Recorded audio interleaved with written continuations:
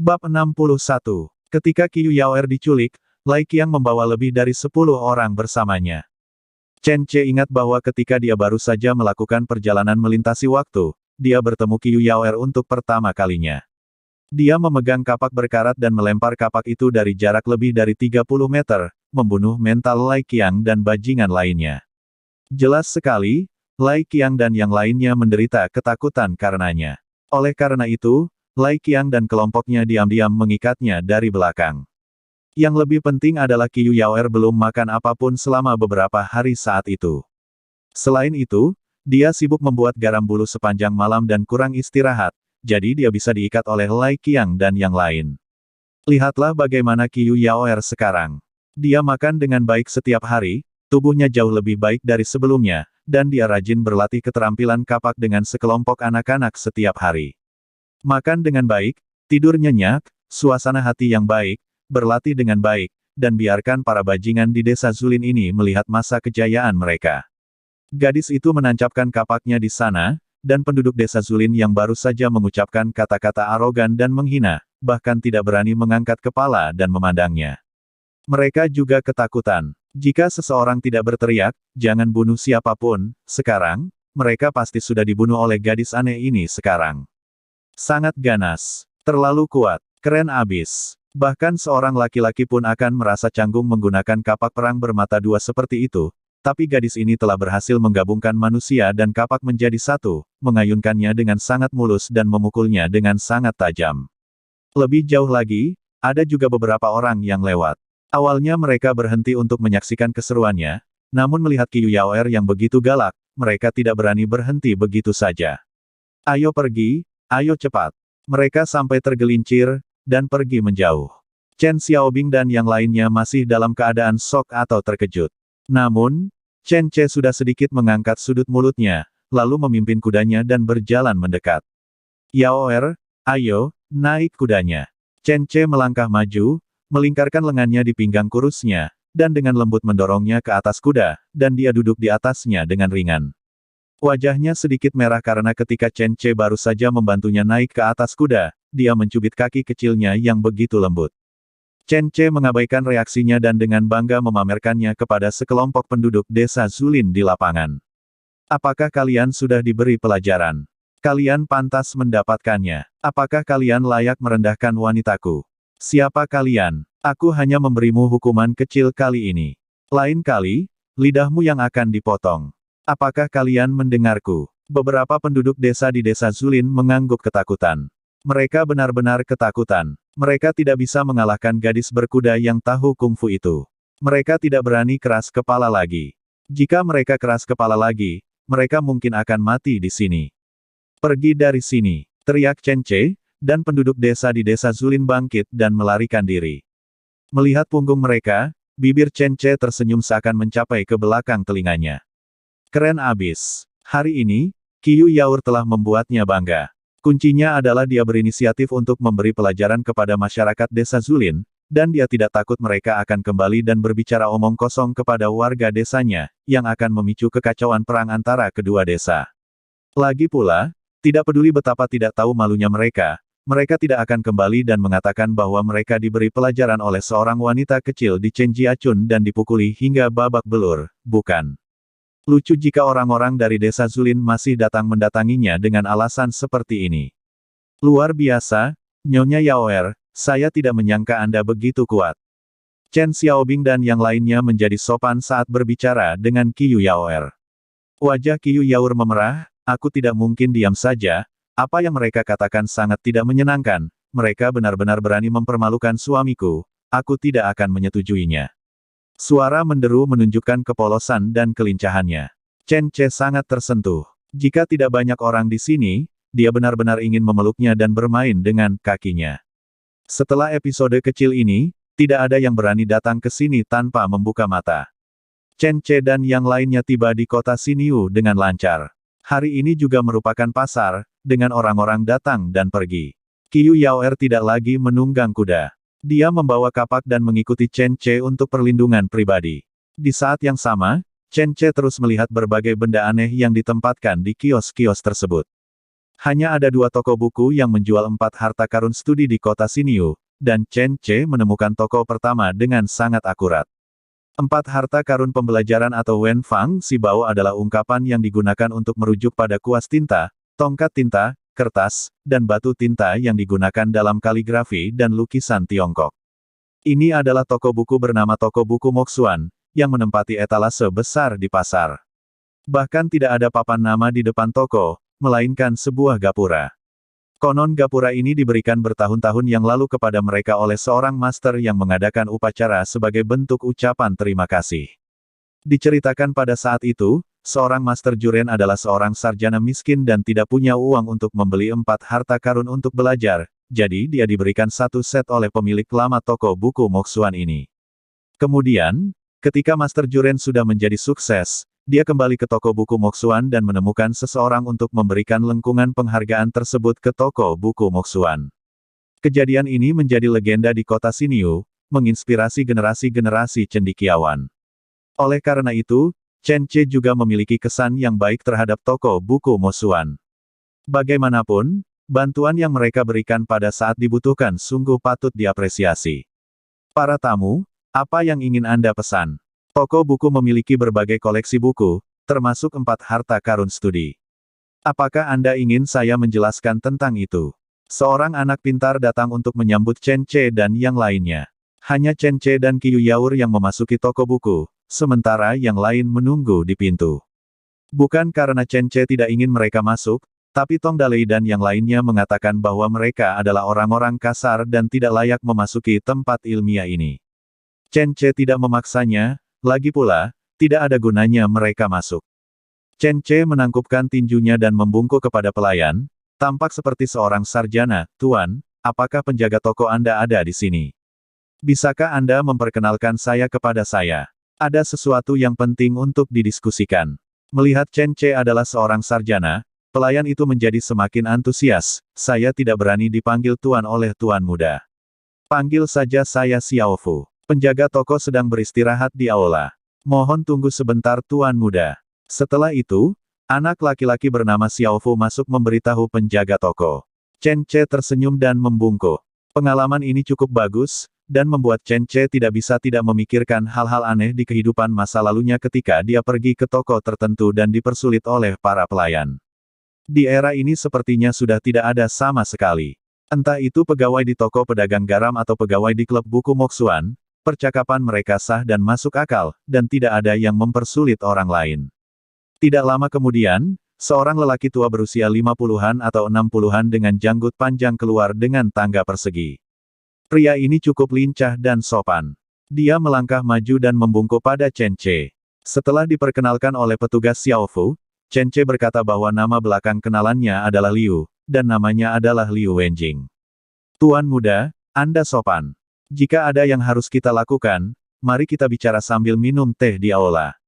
Liu Tang melirik ke lemari dan melihat 2 gulungan kertas yang dibawa Chen Ce. Maaf telah mengganggu penjaga toko Liu.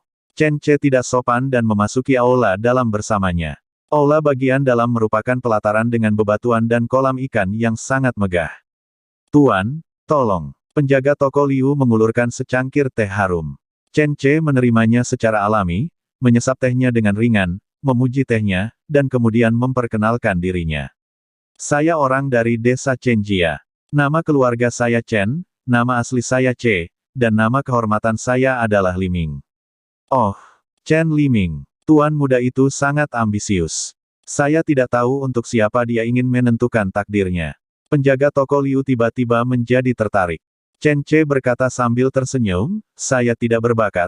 Saya ingin menyerahkan pemikiran saya untuk dunia. Saya ingin menetapkan takdir saya untuk orang-orang, saya ingin mewarisi pengetahuan unik dari orang-orang suci masa lalu, dan menciptakan perdamaian untuk semua generasi. Apapun yang terjadi, majulah dan jadilah raja. Kalimat kecil ini mengejutkan penjaga toko Liu beberapa kali. Sekilas dia adalah seorang sarjana. Selama dia seorang sarjana, tidak ada yang bisa menahan keagungan 4 kalimat hengku.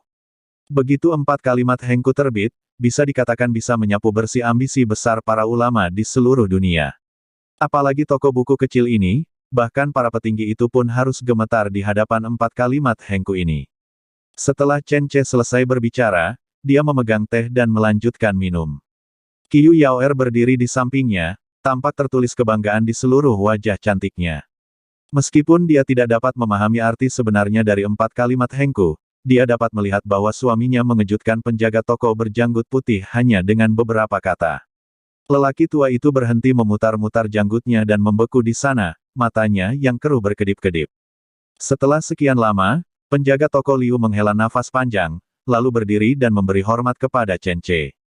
Chen Che mengangkat tangannya tetapi tidak bangun. Tuan muda adalah talenta yang hebat. Dengan 4 kalimat ini, bahkan master ujian kekaisaran saat ini tidak dapat dibandingkan satu sama lain. Itu wajar. 4 kalimat Hengku, yang melintasi masa lalu dan masa kini, selalu menjadi tujuan besar yang dikejar oleh orang bijak dan orang bijak sepanjang hidup mereka.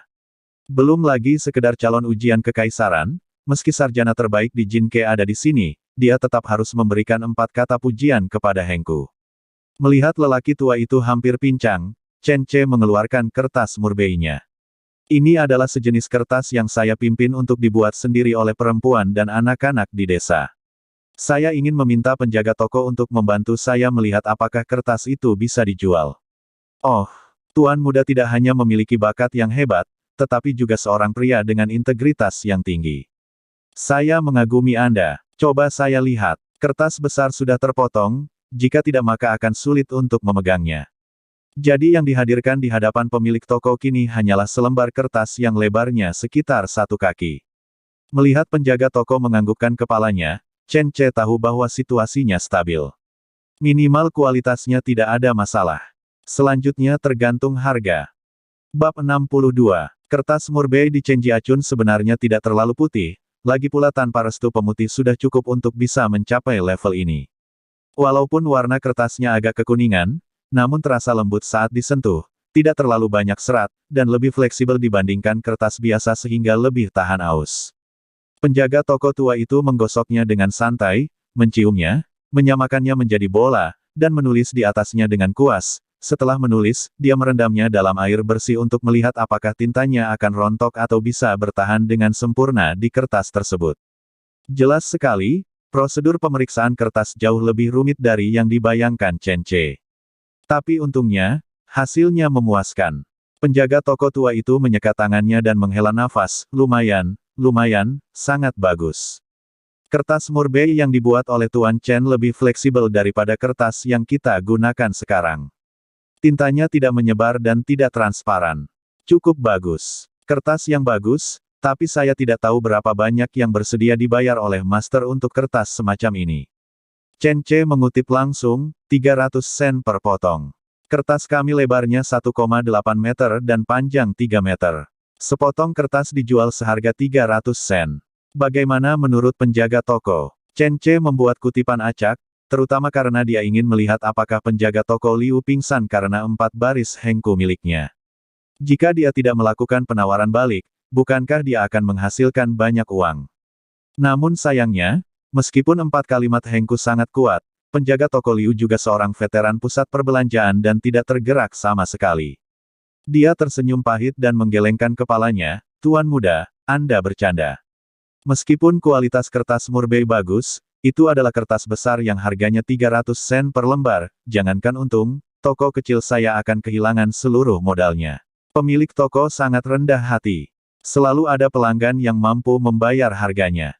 Bagaimana kalau saya memberi 1 langkah lagi, 200 koin. Penjaga toko pun menyebutkan harganya. Haha, Tuan Chen, izinkan saya menawar dengan Anda. Jika menurut Anda saya dapat dipercaya, bagaimana dengan 50 sen untuk selembar kertas besar? 50 koin sudah menjadi harapan minimum Chen Che. Ada untung, tapi tidak banyak. Tawar-menawar berlanjut, dan kedua belah pihak bolak-balik. Pada akhirnya, tawaran pemilik toko mencapai 70, dan tawaran Chen Che turun menjadi 102. Pada akhirnya, kedua pihak putus dengan tidak bahagia, tidak menemukan kesepakatan antara mereka. Chen Che berkata bahwa dia akan memikirkannya, dan penjaga toko juga mengatakan bahwa dia ingin mencari seseorang untuk meminta pendapat. Setelah meninggalkan toko buku Moxuan, Chen Che berjalan ke toko buku kedua. Toko buku Moxuan adalah klub buku yang sudah lama berdiri dengan sejarah yang mapan. Tapi toko buku baru ini lebih umum. Bahkan tidak ada nama tokonya. Penjaga toko dan petugasnya adalah orang yang sama. Chen Ce berbicara dengannya sebentar, dan pihak lain juga mengatakan bahwa kertas murbei Chen Ce menarik, tetapi dia dapat membayar hingga 60 sen untuk sebuah kertas besar. Chen Ce secara alami mengatakan bahwa dia akan kembali dan memikirkannya lagi, tetapi pihak lain tidak menahan terlalu banyak. Bagaimanapun, kami memutuskan untuk pergi ke daerah untuk melihatnya besok. Tanyakan saja harganya kepada orang-orang di kota dan dapatkan ide bagus. Setelah bertanya, Chen Ce dan yang lainnya pergi berbelanja dengan serius. Saat melewati toko pedagang garam, Chen Ce menghela nafas dengan penyesalan. Penjaga toko Qin pergi, dan rasanya ada sesuatu yang hilang. Saya khawatir sulit menemukan orang yang jujur, jadi saya tidak tahu siapa yang akan menggantikannya. Akankah dia jujur dan mudah diajak bicara seperti penjaga toko Qin? Setelah menghela nafas, Chen Ce kehilangan niat untuk masuk dan menemui penjaga toko baru. Seperti yang diketahui semua orang, begitu Chen Ce pergi, beberapa orang perlahan keluar dari toko pedagang garam. Salah satunya adalah kenalan lama Chen Ce. Itu adalah Serif Kota Xinyu saat ini, Zhou Biao, yang berdiri berdua bersama seorang pria yang dengan tajam menatap punggung Chen Ce. Apakah orang itu Chen Ce?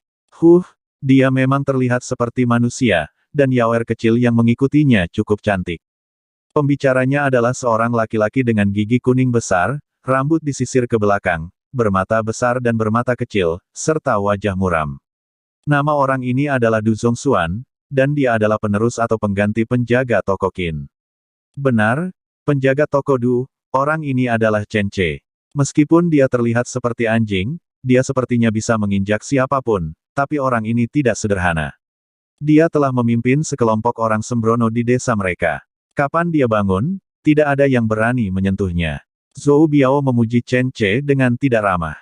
Du Zongxuan tersenyum dingin, sekelompok orang berkaki lumpur dan bau di pegunungan yang belum pernah melihat dunia, apa yang berani mereka lakukan. Chen Ce, bajingan kecil ini, membuatku dipindahkan dari Daming Mansion ke daerah orang yang acuh tak acuh seperti hantu ini. Jika aku tidak menghukumnya sampai mati, sulit untuk menghilangkan kebencian di hatiku. Zhou Biao merasa senang, tapi dia masih harus pura-pura membujuk. Penjaga toko Du, hati-hatilah terhadap Chen Ce ini. Beberapa bawahanku pernah pergi untuk menyelidikinya sebelumnya, tapi mereka tidak pernah kembali. Aku curiga mereka telah membunuhnya dan tidak ada jejak tubuhnya yang tersisa. Zhou Biao bahkan tidak berani mengatakan yang sebenarnya. Jika dia memberitahu Du Zongxuan bahwa Li Hu dan lebih dari 30 orang hilang, dia akan takut Du Zongxuan akan ketakutan setengah mati. Benar saja, setelah mendengar bahwa hanya beberapa orang yang hilang, Du Zongxuan mengepulkan asap besar dan berkata dengan sangat meremehkan, berapa banyak nyawa yang mati di tangannya. Siapa yang tidak bisa membunuh beberapa orang? Sial, tunggu ayolah, Tuan Zhou. Mari kita lihat bagaimana saya membunuhnya, tetapi jika saatnya tiba, harap tutup mata, Tuan Zhou. Zhou Biao menepuk dadanya, jangan khawatir, Saudara Du. Anda dan saya cocok sebagai saudara. Saya secara alami akan membantu Anda dalam hal semacam ini. Du Zongxuan tertawa, berbalik dan menjadi saudara dengan Zhou Biao. Kedua rubah tua itu memiliki cahaya dingin di mata mereka. Mereka berdua tahu bahwa antara mereka punya ambisi sendiri-sendiri, tetapi mengingat Chen Ce adalah musuh bersama mereka, mereka pun sangat akur. Meskipun Zhou Biao tidak seradikal Du Zongxuan, hanya Zhou Biao sendiri yang tahu betapa dia membenci Chen Ce. Saat dia pergi ke desa Chenjia untuk memungut pajak tahunan, itu merupakan momen paling memalukan bagi Zhou Biao. Dia jelas merupakan pejabat tertinggi di kota Xinyu, dan secara pribadi dia juga adalah pemimpin bandit di puncak Langya. Identitas apapun seharusnya membuat Chen Ce, seorang udik, takut dengan keberadaannya. Namun, ketika desa Chenjia sedang memungut pajak tahunan, Chen Ce berulang kali mempermalukannya. Pajak tahunan tidak hanya membutuhkan waktu 5 menit untuk dikumpulkan, dia juga kehilangan muka di depan Liu dari kota kabupaten. Zhou Biao bukanlah orang yang berperut besar sejak awal. Dari sebelum dan sesudahnya, dia telah memikirkan cara membunuh Chen Ce. Namun Chen Ce tidak pernah meninggalkan desa Chenjia, dan rakyatnya tidak lagi berani pergi ke desa Chenjia untuk menyelidiki informasi. Dia hanya berani mengirim seseorang untuk menjaga jalan dari desa Chenjia ke kota Xinyu sepanjang hari. Kapanpun dia melihat Chen Ce datang, dia akan segera melapor kepadanya. Alasan mengapa Zhou Biao datang untuk mencari Du Zongxuan hari ini adalah karena orang-orang yang dia atur mengetahui bahwa Chen Ce telah datang ke kota, jadi dia berlari dan menemukan Chen Ce, tidak sengaja, bersama Du Zongxuan. Ya, itu semua sangat kebetulan dan keberuntungan. Zhou Biao mengungkapkan harapan besarnya atas apa yang akan dilakukan Du Zongxuan selanjutnya. Setelah membeli banyak barang dan melakukan persiapan penuh untuk pergi ke kabupaten besok, Chen Ce dan rombongan baru saja kembali ke rumah. Meski kertas Murbei tidak dijual selama perjalanan hari ini ke kota Xinyu, Chen Ce merasa percaya diri. Setidaknya, itu bisa dilakukan dengan biaya 60 atau 70 sen untuk selembar kertas berukuran besar. Satu lembar dihitung 60, 10 lembar dihitung 600, dan pabrik kertas di desa dapat memproduksi 50 lembar sehari jika pabrik kertas di desa beroperasi penuh. Maka penghasilan hariannya mencapai 3 tael perak. 30 tael sehari, 30 tael dalam 10 hari, 90 tael sebulan. Bahkan jika kita mengecualikan musim dingin dan hanya menghitung 9 bulan dalam setahun, kita masih bisa mendapatkan 8 atau 900 tael. Untuk sebuah industri di pedesaan, ini adalah uang yang banyak.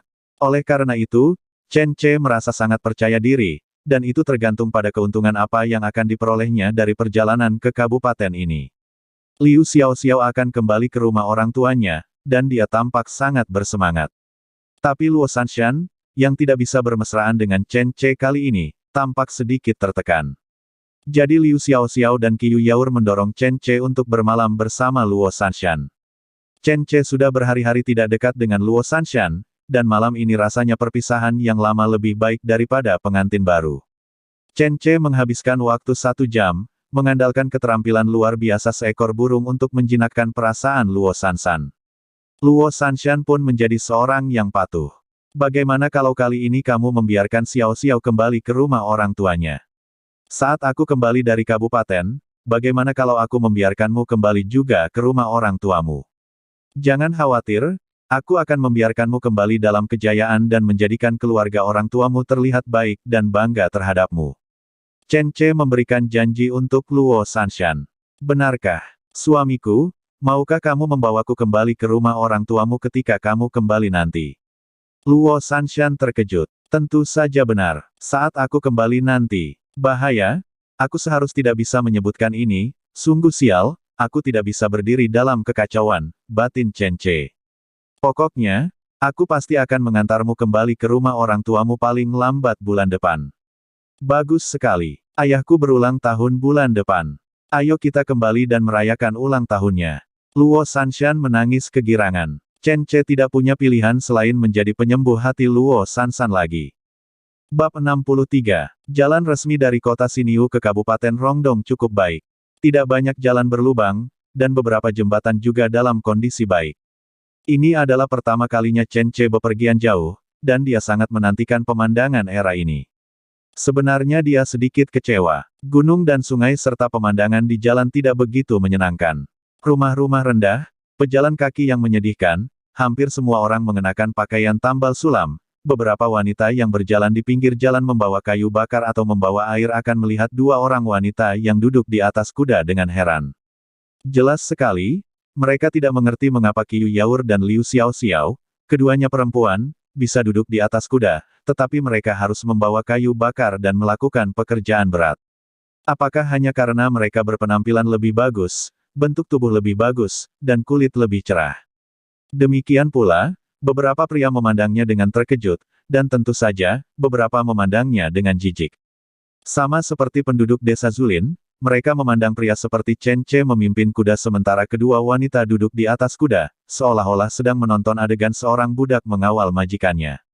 Untungnya masyarakat di sini tidak sebodoh penduduk desa di desa Zulin. Setidaknya, mereka tidak mengatakan hal-hal yang menyindir atau semacamnya. Paling-paling, mereka hanya memandangnya 2 kali, lalu mereka sibuk dalam perjalanan. Berkendara di jalan raya memang membosankan, apalagi jika harus berkendara lebih dari 50 km, bahkan lebih membosankan dan melelahkan. Ini adalah pertama kalinya Chen Ce berjalan sejauh itu secara langsung. Pada siang hari, dia baru berjalan kurang dari setengah jalan. Chen Ce sangat lelah sehingga dia melakukan split. Saat ini, dia sangat merindukan mobil di kehidupan masa depannya. Belum lagi mobil pribadi, bus, bahkan sepeda motor, dan sepeda pun lebih baik daripada berjalan kaki di jalan seperti ini. 50 km benar-benar perjalanan yang mengancam jiwa. Terutama, Chen Ce bukanlah tipe orang dengan fisik yang sangat bagus. Kakinya basah bahkan setelah keluar dari kamar mandi. Namun, dia masih mengertakkan gigi dan bertahan, dan tidak bisa dianggap remeh.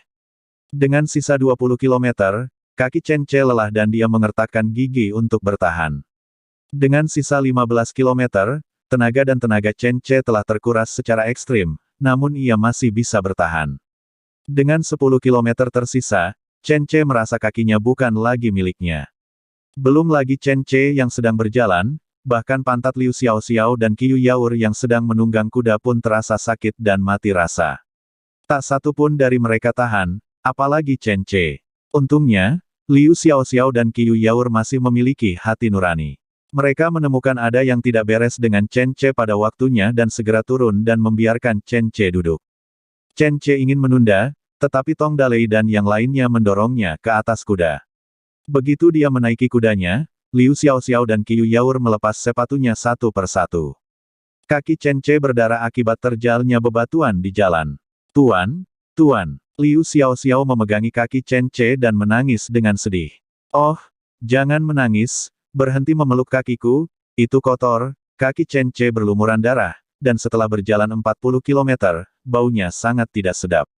Liu Xiaoxiao, yang cantik dan cantik, tidak peduli. Sambil menangis, dia mengangkat mulut merahnya dan meniup kaki Chen Ce dengan lembut, mencoba menghilangkan rasa sakit Chen Ce. Sebenarnya hal ini tidak berpengaruh, namun dampak visualnya sangat kuat. Xiaoxiao, jangan menyombongkan diri, di sana kotor. Chen Ce dengan cepat menghentikannya. Liu Xiaoxiao mengangkat kepalanya dan menatap Chen Ce dengan matanya yang besar dan berair, yang membuat hatinya hancur. Suamiku, ini semua salah saya. Seharusnya saya tidak mengganggu Anda dan meminta kembali ke rumah orang tua saya. Kalau bukan karena saya, kaki Anda tidak akan jadi seperti ini. Saya pantas mati, saya pantas mati. Sebelum dia selesai menangis, mata Qiu Yaour sudah merah. Dia memeluk kaki Chen Ce yang lain dan mencoba menggunakan pelukan hangatnya untuk membuat kaki Chen Ce yang terluka terasa lebih baik. Dia tidak pandai berbicara seperti Liu Xiaoxiao. Dia hanya menggigit bibir bawahnya, tampak menyesal. Sekarang dia akhirnya mengerti mengapa Chen Ce tidak ingin dia berjalan lebih jauh, karena itu akan sangat merusak kakinya. Jadi dia sangat berkonflik sekarang, dia tidak ingin kaki suaminya terluka, dan dia tidak ingin suaminya memiliki kaki yang lembut dan harum untuk diajak bermain-main di kemudian hari. Tahu apa yang harus dilakukan. Meski kakinya sangat sakit, Chen Ce merasa senang dirawat oleh dua wanita cantik sehingga mereka bahkan tidak mempermasalahkan bau kakinya. Tong Dalei dan yang lainnya merasa iri karena istri mereka tidak begitu perhatian. Tuan, haruskah kita menyewa kereta kuda besar? Tubuh Anda tidak tahan dengan ini, saran Tong Dalei. Ya, Tuan, Anda berbeda dari kami. Tubuh Anda sangat berharga. Jika sesuatu terjadi pada Anda, kepala desa pasti marah akan memukuli kami sampai mati ketika kita kembali. Chen Xiaobing juga setuju. Begitu Chen Ce melirik kedua wanitanya, Qiu Yaour dan Liu Xiaoxiao mengangguk dengan cepat. Ya, sewalah kereta besar. Lagi pula kita punya kuda. Gerbong-gerbong yang ada di jalan dinas cukup banyak, ada yang merupakan pedagang keliling, ada yang merupakan karavan pengantaran, ada yang merupakan gerbong pribadi, dan ada pula yang merupakan dealer kereta sewaan. Selain itu, semakin jauh Anda sampai ke Kabupaten Rongdong, semakin lengkap dealer kereta ini. Chen Ce melihatnya dan mengangguk setuju. Meski hanya tersisa 10 km, dia tidak ingin mengalami kesakitan ini lagi. Selain itu, dia tidak ingin Qiu Yaour dan Liu Xiaoxiao berjalan kaki. Gerbong yang ada di bengkel kereta sangat lengkap, terdapat kereta kuda dengan roda 2 atau 4 di bagian belakang, dan kursi empuk di atasnya. Semakin besar ruang kursi empuknya maka harganya akan semakin mahal harga sewanya. Ada juga jenis kereta gerbong rak, yang biasa disebut gerbong palet, beroda 2 dan rak sepanjang 3 meter untuk meletakkan barang. Harga sewa secara alami berkisar dari tinggi ke rendah, dan dibagi menjadi sewa jangka pendek dan sewa jangka panjang. Untuk sewa jangka pendek, kereta termurah berharga 120 koin per hari, dan kereta kuda termahal berharga 800 koin per hari. Sewa jangka panjang pada akhirnya lebih murah. Sewa jangka panjang adalah 1 bulan. Satu gerobak berharga 3.000 uang tunai per bulan, yaitu 3 tael perak, yang diubah menjadi 100 uang tunai per hari, yang berarti 20 lebih murah. Gerbong termahal bisa disewa selama sebulan dengan harga lebih dari 20 tael, yang berarti sekitar 700 tael sehari. Apalagi Anda masih harus membayar sewa 2 bulan, semacam uang jaminan atau deposit, karena khawatir yang akan menyewa kereta nanti kabur. Dengan kata lain, jika ingin menyewa gerbong, maka harus membayar 6 hingga 70 tael selama 3 bulan. Terlalu mahal. Ketika mereka mendengar tentang harga ini, Tong Dalei dan yang lainnya mengubah ekspresi mereka. Harganya jauh di luar imajinasi mereka. Tapi melihat kaki Chen Ce, mereka masih berencana untuk menyewanya. Tapi alih-alih menyewa gerbong termewah, mereka menyewa gerbong kecil yang hanya beroda 2, kereta itu panjangnya hanya 2 meter dan lebar 1,5 meter. Bisa memuat 3 atau 5 orang di dalamnya, bisa diisi lebih banyak, tapi harus diapaksakan untuk berdesakan. Menyewa benda seperti ini saja membutuhkan 12 tael sebulan, yang setara dengan 400 uang tunai per hari, dan harus 2 bulan dibayar di awal. 36 tael perak diserahkan secara langsung. Tapi Chen Ce merasa sangat tertekan. Dan melihat gerbong itu, yang lebarnya hanya sekitar 1,5 meter, Chen Ce yakin bahwa ini adalah dunia tanpa teknologi canggih dan nyaman. Kita belum pernah melihat buku dengan teks yang sama, mobil dengan lintasan yang sama, mata uang yang seragam, dan satuan ukuran yang seragam. Jika tidak, bagaimana mungkin ada roda dengan lebar yang berbeda? Sebagai orang yang berasal dari generasi selanjutnya, Chen Ce pun berkali-kali membenarkan apakah para pedagang yang menyewa gerbong tersebut akan melakukan kecurangan. Para pedagang mengatakan mereka beroperasi dengan integritas dan telah beroperasi di sini selama 3 generasi. Gerbong mereka dapat disewa atau dikembalikan di kota-kota besar cabang mereka, di Kabupaten Rongdong, termasuk di kota Xinyu. Dan bisa dikembalikan lebih awal, maka itu akan dihitung dengan harga sewa harian, namun deposit akan dikembalikan sepenuhnya. Berdasarkan kepercayaannya terhadap para pedagang zaman ini, Chen Ce akhirnya menyewa kereta tersebut. Tentu saja dengan seekor kuda. Seekor kuda poni hitam, lebih kurus dan jauh lebih pendek dari kuda Chen Ce sendiri. Tapi itu lebih dari cukup untuk menarik kereta. Setelah naik kereta, kedua wanita itu masih memegangi kaki Chen Ce, meremas dan meremasnya untuk membantu menenangkan otot-otot di kaki Chen Ce. Tuan, istirahatlah yang baik di dalam kereta. Kami akan memberitahu Anda ketika Anda tiba. Xiao Zuang duduk di batang kereta dan menurunkan tirai. Ruangan tiba-tiba menjadi lebih sempit. Meski kereta masih sangat bergelombang dan bantalannya kurang nyaman, itu sudah jauh lebih baik daripada berjalan sendiri. Chen Ce menghela nafas lega. Di bawah pijatan dan perawatan kedua wanita itu, Chen Ce perlahan tertidur. Bab 64. Mungkin karena terlalu lelah, Chen Ce tidak bangun sampai dia tiba di Kabupaten Rongdong setelah tertidur. Setelah berjalan lebih dari 50 km jalan resmi selama sehari penuh, hari sudah malam saat mereka tiba di Kabupaten Rongdong. Tong Dalei membuka tirai dan melihat Chen Ce masih belum terjaga, jadi dia tidak tahu harus berbuat apa. Cari penginapan untuk menginap dulu. Jangan bangunkan dia. Dia kelelahan, perintah Liu Xiaoxiao dengan suara rendah. Oh, oke. Tong Dalei menyetujui berulang kali, menatap Chen Ce dengan tatapan agak bingung, seperti anak kecil yang melakukan kesalahan. Di masa depan, ketika kita melakukan perjalanan jauh, kita harus menyiapkan kereta untuk tuan kita. Jika kita membuatnya kelelahan, kita akan menjadi orang berdosa di desa, kata Tong Dalei kepada Chen Xiaobing dan yang lainnya. Mereka bertiga mengangguk dengan berat. Jika tidak ada kereta, kami akan menggendong tuan di punggung kami. Kami tidak boleh membuat tuan lelah, saran Chen Xiaobing, dan Tong Dalei serta yang lainnya sangat setuju. Mereka bahkan berpikir bahwa mereka akan menggendong Chen Ce sepanjang perjalanan kembali ke desa. Terutama, mereka sangat peduli dengan uang. Menyewa kereta berharga 20 tael perak sebulan, yang cukup untuk hidup mereka selama beberapa tahun. Setelah tinggal di sebuah toko kecil yang tidak dikenal, Chen Ce tidur hingga keesokan paginya sebelum bangun, namun dia masih terbangun karena kelaparan. Begitu dia bangun, Liu Xiaoxiao dan Qiu Yaur segera datang untuk berbicara dengannya dan mencuci wajahnya. Melihat wajah kuyu kedua wanita itu, Chen Ce memperkirakan mereka kurang tidur sepanjang malam. Melihat dirinya telah berganti pakaian bersih, kakinya dibasuh, dan telapak kakinya diolesi lotion, perasaan Chen Ce semanis makan madu. Di kehidupan sebelumnya, dia adalah seorang pria lajang tanpa istri. Lebih baik sekarang, ketika kamu bertemu dengan 2 atau 3 istri cantik yang sepenuh hati mengabdi padamu. Kalau mendapat istri seperti ini, apalagi yang bisa diminta seorang suami? Disayangi dan diberi perhatian sepenuh hati, jadi nikmat mana lagi yang mau didustakan? Setelah mandi sederhana, Chen Ce bangun. Setelah menerima kabar tersebut, Tong Dalei dan yang lainnya bergegas masuk untuk memeriksa kondisi Chen Ce. Chen Ce tahu dari raut wajah mereka bahwa mereka kurang istirahat. Setelah ditanyai berulang kali, dia mengetahui bahwa untuk menghemat uang, mereka hanya membiarkan Chen Ce, Qiu Yaoer dan yang lainnya membuka kamar tamu. Dan mereka semua berkerumun di lorong di luar kamar tamu dan puas sepanjang malam. Chen Ce tiba-tiba merasa tidak nyaman. Ini semua adalah orang-orang yang dianggap sebagai saudara. Dia tidur di kota Praja Rurou, tapi mereka berkerumun di lorong luar. Belum lagi dipandang rendah oleh orang lain, cuaca dingin di awal musim semi saja sudah cukup untuk membunuhku. Chen Ce membuka mulutnya dan ingin memarahi mereka, tapi bagaimana dia bisa mengutuk mereka? Mereka semua adalah orang desa yang terbiasa hidup hemat.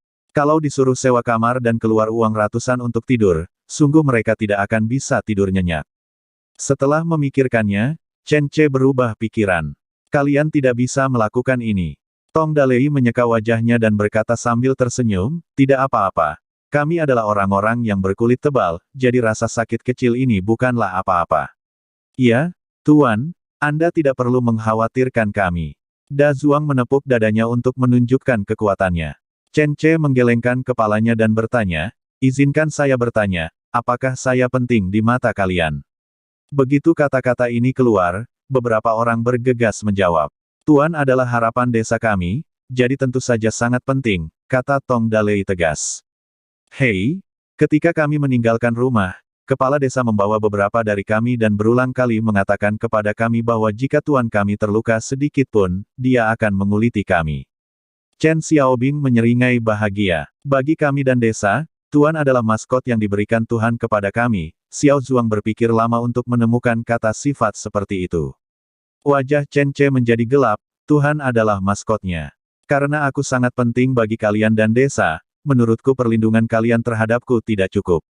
Perkataan Chen Ce membuat mereka berempat langsung cemas. Chen Ce melambaikan tangannya, bukannya kalian tidak melakukan yang terbaik. Aku mengerti niat kalian, tapi metodenya salah.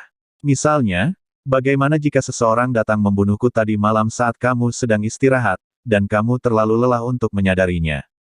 Chen Xiaobing dan yang lainnya membuka mulut dan tercengang. Anda sebenarnya tidak perlu menabung sejumlah kecil uang untuk saya. Ada banyak cara untuk menabung, jangan karena sejumlah kecil uang dan kita melewatkan hal-hal besar. Xiao Xiao, Yaoer, aku akan marah jika hal seperti ini terjadi lagi. Uang itu disimpan oleh Liu Xiao Xiao dan Qiu Yaoer, mereka adalah pengelola keuangan selama mereka ada di kabupaten ini. Kedua wanita itu menundukkan kepala dan berkata dengan patuh bahwa mereka mengerti. Mereka semua mengerti maksud Chen Ce, dan mereka berempat, Chen Xiaobing, juga menjawab. Saya mengerti Tuan, kami pasti akan lebih energi di masa depan. Haha, ini baru benar. Ayo kita keluar untuk sarapan. Xiao Xiao, apa ciri khas sarapan di Kabupaten Rongdong? Berbicara tentang ini, Liu Xiao Xiao secara alami tidak merasa mengantuk lagi. Dia mengenal Kabupaten Rongdong dengan baik dan membawa Chen Ce dan yang lainnya ke toko pinggir jalan yang terlihat sangat biasa. Meski tokonya kecil, namun hanya ada belasan meja meski diletakkan di pinggir jalan. Tetapi sebagian besar orang sudah duduk di pagi hari, dan Liu Xiao Xiao memesan beberapa hidangan dengan sangat terampil.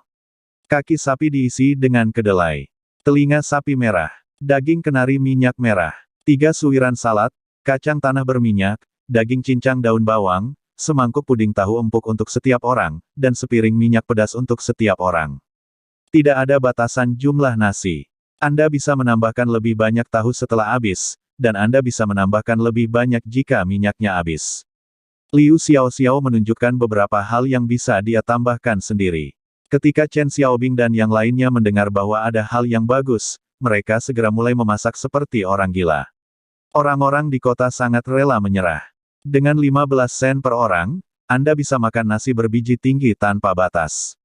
Itu sepadan, kata Tong Dalei sambil memasak. Memang benar, mengapa kita tidak memiliki toko seperti ini di kota kita? Chen Xiaobing tidak bisa makan cukup. Chen Ce tersenyum pahit, jangan hanya makan dengan tahu, makan semua sayuran bersama-sama. Sekali lagi, jika kamu tidak memiliki kekuatan untuk melindungiku, kepala desa akan mengulitimu jika aku terluka. Hanya sedikit orang yang mau makan kuping sapi dan daging kenari. Kaki sapi yang diisi dengan kedelai sangat harum, kacang kedelai yang besar montok, dan kaki sapi yang diisi di dalamnya lembut dan harum, yang sangat enak. Tentu saja harganya juga tidak murah. Sepanci besar isi kaki sapi kedelai harganya 50 sen. Setelah makan, biayanya 3-400 sen. Saat membayar tagihan, Tong Dalei dan yang lainnya tercengang, dan kemudian mereka terus menyalahkan diri sendiri karena makan terlalu banyak. Kamu hanya makan 4 mangkok nasi bulir tinggi, bagaimana bisa dianggap terlalu banyak? Ayo berangkat, saatnya menjalankan bisnis. Berhemat adalah suatu kebajikan, tetapi terlalu hemat membuat Chen Ce pusing. Awalnya, Chen Ce berencana berjalan-jalan di sekitar Kabupaten Rongdong. Namun kakinya masih sakit, dan Liu Xiao, Qiu Yaur dan yang lainnya merasa tidak nyaman, jadi mereka menaiki kereta dan mulai melakukan perjalanan ke Kabupaten Rongdong. Meskipun Liu Xiao adalah putri seorang tuan tanah di Kabupaten Rongdong, dia tidak tahu banyak tentang toko buku, dia jarang keluar rumah. Untungnya, Qiu Yaur lincah dan aktif, dan dia dengan cepat memperoleh informasi atas inisiatifnya untuk menanyakan arah. Ada banyak toko buku dan kios buku di Kabupaten Rongdong, namun hanya sedikit yang bisa menduduki peringkat pertama. Sekitar tengah hari ketika Chen Ce dan yang lainnya menemukan toko pertama. Kebetulan nama toko buku ini sebenarnya sama dengan toko buku Moxuan yang ada di kota tersebut. Namun toko buku ini bernama Pavilion Moxuan, dan konon merupakan toko buku terbesar di Kabupaten Rongdong. Ketika Chen Ce dan yang lainnya tiba, mereka melihat orang-orang datang dan pergi di toko buku. Para remaja berseragam pelajar berwarna biru langit itu tertawa-tawa dan bercanda di luar toko buku, membuat Tong Dalei dan yang lainnya iri. Jangan iri pada mereka. Apa yang mereka pelajari mungkin tidak sebaik anak-anak di desa kita. Liu Xiao menyela rasa iri mereka. Melihat semua orang memandangnya dengan bingung, Liu Xiao berkata, ada beberapa sekolah di kota ini. Berapa banyak yang bisa mengikuti ujian setiap tahun? Orang-orang ini hanya punya uang di keluarga mereka. Pengetahuan mereka tidak sebaik yang ditunjukkan.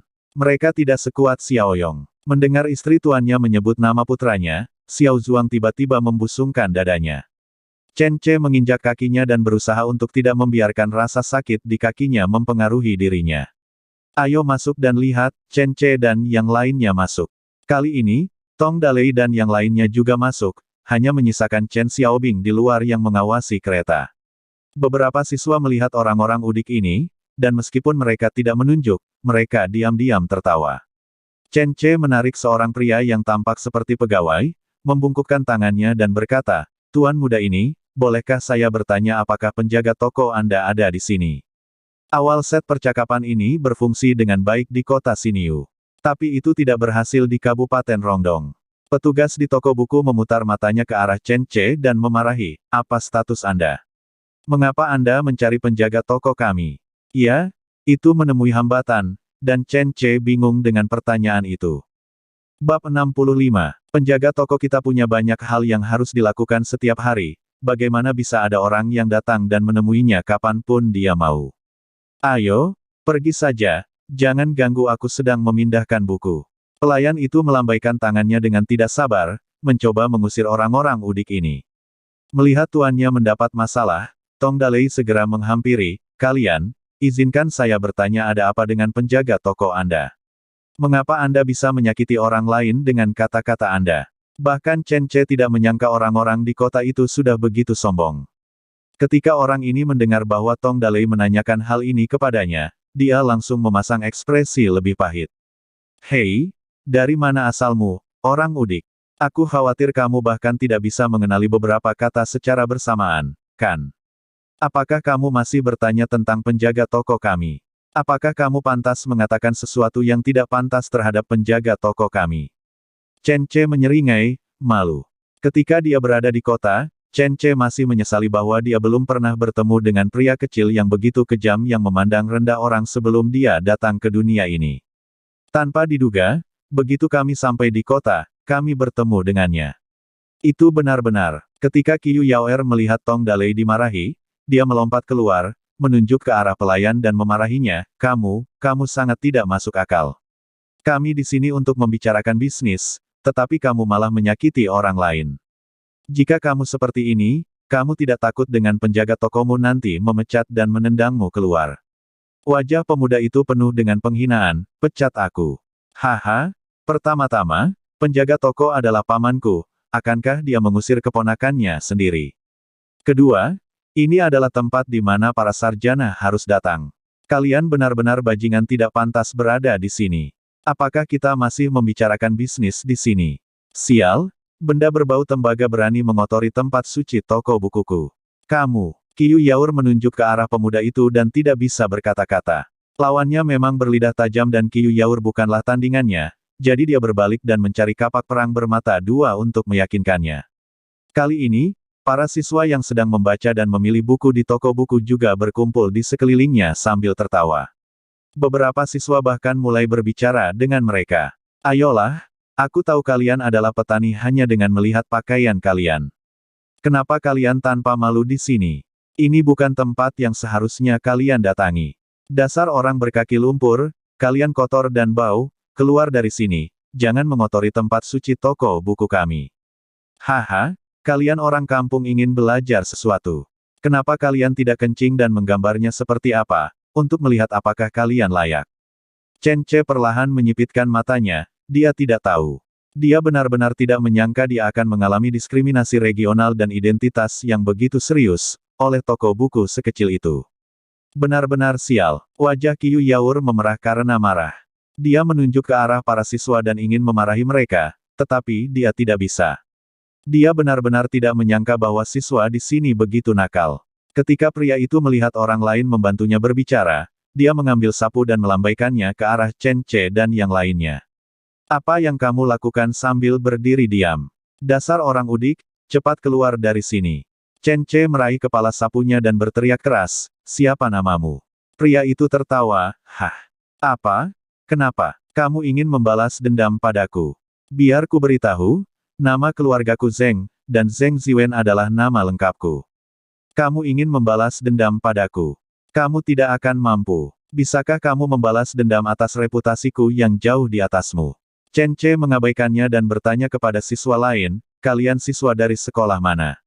Para siswa tertawa terbahak-bahak. Oh, si udik ini menanyakan di sekolah mana kita berada.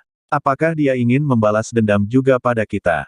Hahaha, sepertinya dia bahkan tidak bisa masuk akademi, dan dia mau membalas dendam. Lucu sekali. Ingat, udik, kami adalah siswa dari Akademi Jiahong di selatan kota, dan kami adalah murid dari Tuan Wang Hongwen, seorang sarjana hebat. Jika Anda cukup berani, datanglah ke Akademi Jiahong untuk menemukan kami. Chen Ce tertawa dengan marah. Dia benar-benar tidak menyangka bahwa suasana di kalangan siswa di kabupaten kecil Rongdong akan begitu buruk. Chen Ce sedang tidak berminat untuk meminta keadilan. Tapi orang-orang ini telah menghina saudara-saudaranya dan istri-istrinya. Bagaimana mungkin Chen Ce tidak memberi pelajaran kepada mereka? Pada saat itu, Chen Ce berjalan ke arah siswa-siswa itu, baiklah, kalau begitu saya akan pergi ke Akademi Jiahong kalian, dan akan menemui kalian di sore hari.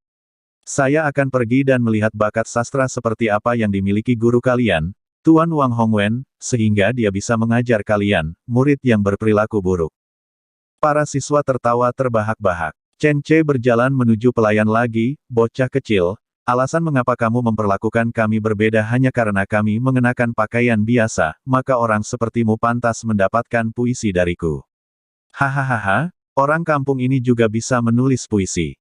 Kamu berlaga sekali, orang kampung, cepatlah menulis, mari kita lihat puisi apa yang bisa kamu buat. Hahaha. Para siswa dan petugas bernama Zeng tertawa terbahak-bahak. Melihat Chen Ce hendak memamerkan kekuatannya, Liu Xiaoxiao, Qiu Yaoer, dan Tong Dalei, yang awalnya marah, menjadi tenang. Mereka tidak lagi marah, dan memandang para siswa dengan ekspresi yang sangat simpatik. Tidak baik menyinggung siapapun, kalian malah membuat tuanku marah. Kalian para siswa akan sengsara. Tong Dalei tidak bisa berhenti tertawa. Di tengah gelak tawa semua orang, Chen Ce berjalan menuju sepasang 4 harta karun belajar yang ditempatkan di aula, lalu mengambil kuas tulis dan mulai menulis. Saat ini, Chen Ce mengajar siswa, dan antara lain, kaligrafi mereka telah meningkat pesat. Tentu saja, ini juga karena Chen Ce telah melakukan penelitian di kehidupan sebelumnya.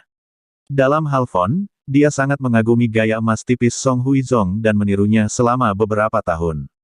Sekarang setelah saya menulisnya, saya merasa sedikit lebih nyaman. Mencelupkan tinta, Kuangsu, sepotong tulisan tangan Kuang Juan tertulis di kertas dalam hitungan detik. Setelah selesai menulis, Chen Ce berbalik dan menyerahkan tempat duduknya, sementara para siswa berkumpul di sekelilingnya.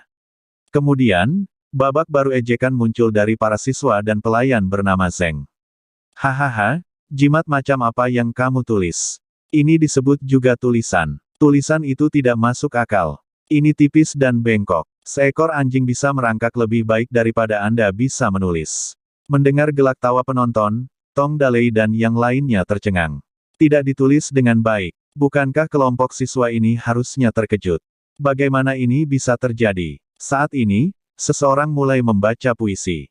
Kepalanya setipis perak, badan setipis perak, sisiknya bahkan tidak ada 1 sentimeter pun, matanya tertuju pada pantat, dan orang hanya mengenali pakaiannya tetapi tidak mengenali orangnya. Mendengarkan suara puisi yang dibacakan, cemoohan di sekitarnya berangsur-angsur mereda.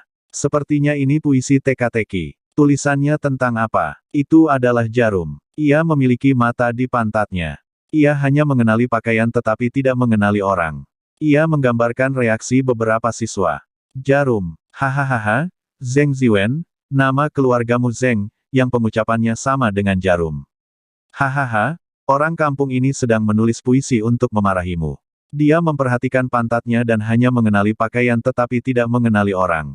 Dalam bahasa Mandarin Zen itu artinya jarum, jadi untuk memplesetkan nama keluarga Zeng, Chen Ce menjadikan jarum sebagai penggantinya karena sifatnya tidak berbeda jauh. Ejekan itu berhenti tiba-tiba. Semua siswa memasang ekspresi hantu di wajah mereka dan menoleh untuk melihat Chen Ce, yang berdiri di sana lagi. Para siswa berkeringat seperti hujan. Sial, apakah semua orang terpelajar begitu kejam dalam mengumpat? Zeng Ziwen ketakutan. Matanya membelalak dan dia tidak percaya dengan apa yang dilihatnya. Dia dimarahi. Saya masih dimarahi oleh seseorang karena menulis puisi. Puisi ini bukanlah puisi yang sangat bagus, tetapi sangat lancar dan halus, serta mengandung bahasa gaul, sehingga orang awam dapat mengingatnya. Artinya di kemudian hari, orang awam pun akan mengetahui bahwa pria yang digambarkan dalam puisi yang memiliki mata tertuju pada pantatnya dan hanya mengenali pakaian tetapi tidak mengenali orang, adalah Zeng Ziwen. Siswa juga menyadari masalah ini. Semua orang memandang Zeng Ziwen dengan simpati, dan kemudian memandang Chen Ce dengan ketakutan. Jika orang ini bisa menulis puisi untuk mengkritik Zeng Ziwen, maka dia bisa menulis puisi untuk mengkritik mereka. Mereka tidak ingin menjadi orang yang memperhatikan pantatnya yang hanya mengenali pakaian tetapi tidak mengenali orang. Tidak ada lagi ejekan. Para siswa dari Akademi Jiahong menggulung kaligrafi Chen Ce dan pergi dengan putus asa. Ya, para siswa di kota dikalahkan oleh kami orang udik, teriak Qiu Yaur, membuat para siswa itu berlari lebih cepat. Zeng Ziwen juga berlari ke aula belakang dan bersembunyi dalam keputusasaan. Dia tidak berani menghadapi Chen Ce lagi, karena takut memprovokasi Chen Ce dan menulis surat lain untuk memarahinya. Tong Dalei dan yang lainnya sangat gembira, nyengir penuh kegembiraan. Senang sekali, senang sekali. Para siswa tidak bisa lagi bisa sombong. Senang sekali bisa mengikuti Tuan, mereka yang mengawal Chen Ce sangat bersemangat. Mereka memandang Chen Ce dan memikirkan anak-anak mereka. Di masa depan, saya juga bisa menjadi orang seperti Tuan. Itu luar biasa. Chen Ce tidak tinggal di sini, tetapi pergi bersama yang lain. Tuan, apakah kita akan pergi ke toko buku berikutnya? Xiao Xiao bertanya. Tidak, biarkan kita sedikit bersantai sebentar. Sore harinya, kita akan pergi ke Akademi Jiahong. Karena kita telah memberikan surat tantangan kepada pihak lain, tentu saja kita harus mengakhirinya. Lagi pula, mereka telah memarahi dan merendahkan kita, kuncinya, kita tidak bisa membiarkan mereka melakukannya dengan mudah.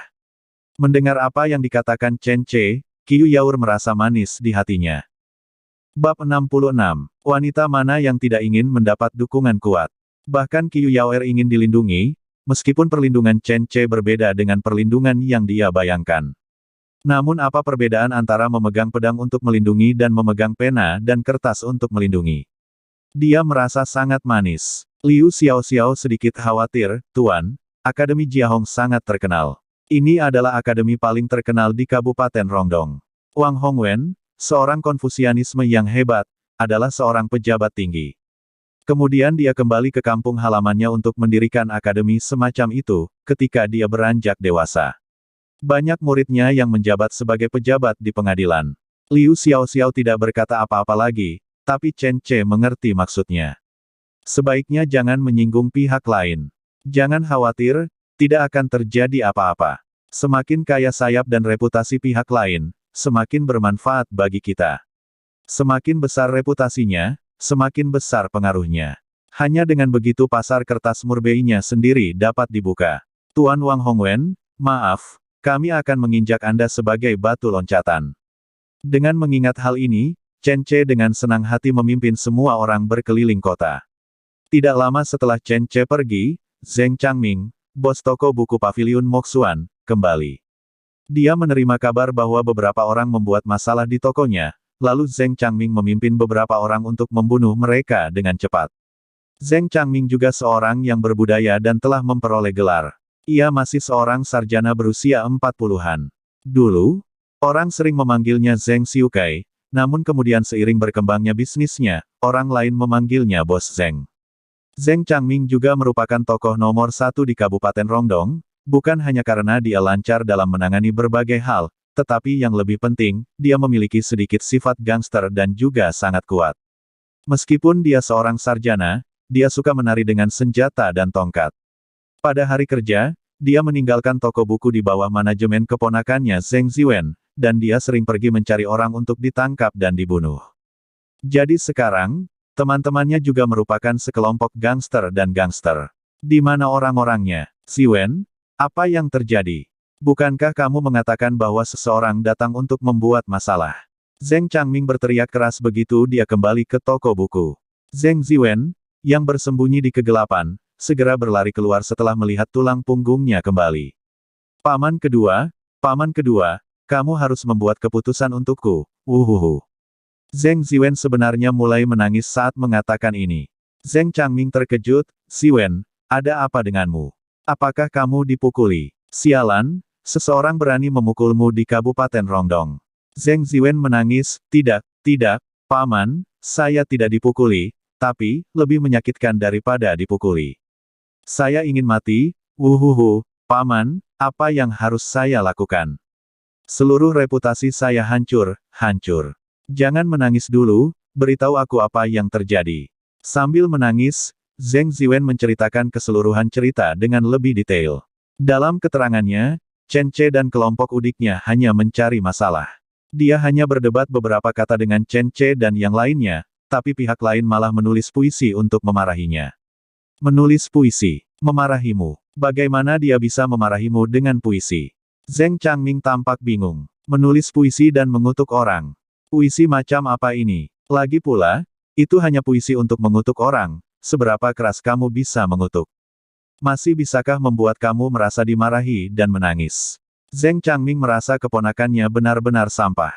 Namun, setelah Zheng Changming bertanya berulang kali, Zheng Ziwen menyalin puisi tersebut. Sambil memegang kertas itu, Zheng Changming membacanya dengan cermat, mata ada di pantat. Mereka hanya mengenali pakaian tetapi tidak mengenali orang. Setelah Zheng Changming selesai membaca, kata-kata tentang keangkuhan seperti, mata anjing memandang rendah orang lain, dan, mata tanpa penglihatan, secara alami muncul di depan matanya. Dia akhirnya mengerti kenapa keponakan kecilnya menangis. Ini bukan lagi soal sumpah serapah, tapi begitu masalah ini menyebar, semua orang akan mengira dia adalah orang yang seperti itu. Pergi ke Akademi Jiahong untuk membuat masalah sore ini. Ayo pergi ke sana dan beri mereka pelajaran, saran Zheng Ziwen. Apakah dia akan mencari masalah dengan Wang Hongwen? Apa dia gila? Tapi tidak apa-apa, aku harus pergi dan melihat orang seperti apa dia sore ini. Apa yang pikirkan Zheng Ziwen adalah mereka memberi pelajaran pada Chen Ce. Apa yang dipikirkan Zheng Changming adalah pergi dan melihat-lihat. Bukan karena dia pengecut, tapi Zheng Changming, seorang sarjana, mengetahui kekuatan sastrawan. Jika pihak lain dapat menulis puisi untuk memarahinya Zheng Ziwen, dia pasti dapat dengan mudah menulis puisi lain untuk memarahi Zheng Changming. Zheng Changming tidak ingin dikenang selamanya seperti ini. Di saat yang sama, Akademi Jiahong. Beberapa siswa berlari kembali dengan tergesa-gesa sambil berteriak keras. Tidak, ada beberapa orang desa yang mengatakan mereka akan datang untuk menantang akademi kita sore ini. Pergi dan laporkan ke dekan. Beberapa orang udik begitu sombong sehingga mereka sama sekali tidak menganggap serius akademi kita, dan mereka bahkan mengatakan mereka ingin melawan dekan kita. Beberapa siswa yang sangat nakal juga menggambarkan Chen Ce sebagai pembunuh keji dengan tambahan bumbu-bumbu kecemburuan. Para siswa dan pria di kampus ingin memukul seseorang setelah mendengar ini. Mereka menyingsingkan lengan baju mereka dan mengangkat bangku untuk memberi pelajaran kepada orang gila seperti Chen Ce dan yang lainnya. Yang lain mengatakan bahwa mereka ingin melaporkan Chen Ce dan yang lainnya kepada pejabat untuk menunjukkan kesucian akademi. Pada saat kritis, Wang Hongwen, seorang sarjana hebat dengan janggut lebat dan tubuh kuat, maju ke depan. Kalian adalah pelajar dan pihak lain adalah seorang petani. Seharusnya tidak ada permusuhan di antara kalian, tetapi dari kata-kata yang kalian ucapkan kepada orang desa, aku bisa menebak satu atau dua, kalian pasti mengatakan sesuatu yang tidak menyenangkan saat itu, yaitu membuat orang lain marah. Benar, meski beberapa siswa merasa bersalah, namun tentu saja mereka tidak akan mengakui bahwa perbuatannya itu salah. Jadi mereka membuat alasan dengan segala cara. Guru, merekalah yang pertama-tama menghina kita, menghina akademi, dan mengatakan bahwa akademi itu tidak cukup baik. Tentu saja, kita harus berdebat dengan mereka. Ya, dekan, Tuan Zheng Ziwen, Tuan kecil Paviliun Moxuan, bahkan mengucapkan beberapa patah kata untuk membela kami, tapi orang itu malah menulis puisi untuk memarahi kami. Mata Wang Hongwen berbinar, oh, menulis puisi untuk mengutuk orang. Di mana puisinya? Cepat bawakan kepadaku dan lihat. Beberapa siswa dengan cepat menyebarkan kertas itu di atas meja dan membawanya ke Wang Hongwen untuk dilihatnya. Para guru dan siswa di sekitar juga berkumpul. Ada banyak orang, jumlahnya ratusan. Ujung kepalanya setipis perak, badan setipis perak, teorinya bahkan tidak ada 1 sentimeter pun, matanya tertuju pada pantat, dan dia hanya mengenali pakaian tetapi tidak mengenali orang, Wang Hongwen membaca perlahan. Para siswa di sekitarnya bingung untuk beberapa saat, sampai Wang Hongwen bertanya, Tuan Moxuange muda yang berbicara kepada Anda, nama belakangnya adalah Zheng, bukan? Para siswa dan bapak-bapak yang awalnya bingung secara kolektif terkejut dan murid-murid mereka menyusut tajam. Ini, Zheng, aku mengerti. Orang ini menggunakan jarum untuk merujuk pada orang bernama Zheng dalam puisinya. Dia menegurnya karena memperhatikan pantatnya dan hanya mengenali pakaian dan bukan orang. Hahaha, omelan yang bagus, cacian yang luar biasa. Orang yang menulis puisi itu pasti orang yang luar biasa, hahaha. Kok bisa jadi seperti ini? Bisakah langsung ditulis menjadi puisi untuk mengutuk orang? Haha, Pak, semua siswa sangat terkejut. Ada banyak orang yang bisa menulis puisi. Namun sangat jarang menulis puisi yang begitu menarik dan mengandung kata-kata makian. Hal ini membuat beberapa siswa yang kembali dengan membawa berita, yang awalnya ingin mengatur kecepatan dan membuat semua orang yang memusuhi Chen Ce merasa sedikit tidak nyaman. Mereka tidak menyangka semua orang tidak tertipu oleh mereka dan justru mengapresiasi puisi tersebut. Apa yang tidak mereka duga adalah bahwa Wang Hongwen, penganut Konfusianisme yang agung, dengan lembut menyentuh dan membelai puisi-puisi di atas kertas nasi. Jarang, sangat jarang, mata Wang Hongwen penuh kegembiraan. He Yuzong adalah salah satu murid Wang Hongwen. Meskipun dia seorang pelajar, dia menganggap Wang Hongwen sebagai seorang ayah. He Yuzong memiliki pencapaian tinggi di bidang sastra dan dikenal sebagai sarjana hebat di akademi. Dengan kata lain, ia orang pertama yang menjadi murid Wang Hongwen. Guru, meskipun puisi ini luar biasa dan bisa membuat orang bernama Zheng dimarahi dalam waktu lama, namun tidak akan membuat Anda begitu kagum, bukan? Wang Hongwen menggelengkan kepalanya, menunjuk puisi itu, dan bertanya, dari sini, yang dipuji guru adalah kaligrafi puisi ini, bukan isinya.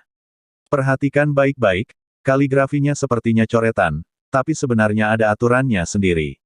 Luar biasa, sungguh luar biasa. Ah, kaligrafi semacam ini, pada saatnya nanti, akan dipuji oleh semua orang. Bersambung.